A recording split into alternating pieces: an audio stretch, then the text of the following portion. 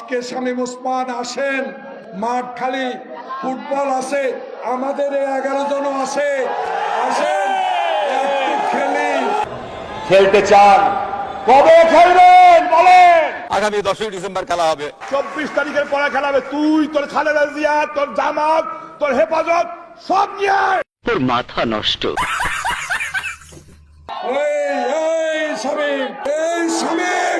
শামীম ওসমান তুই কোথায়? আয় একটু খেলি।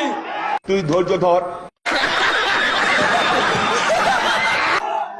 এই কাউয়া কাঁদে, কি নিয়ে খেলবে?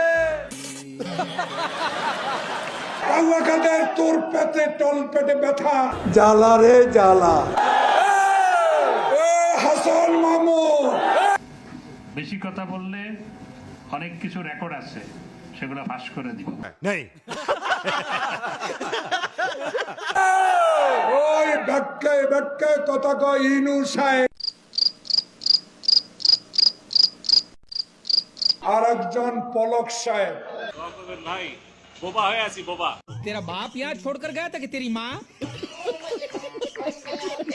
মনে বড় জ্বালা।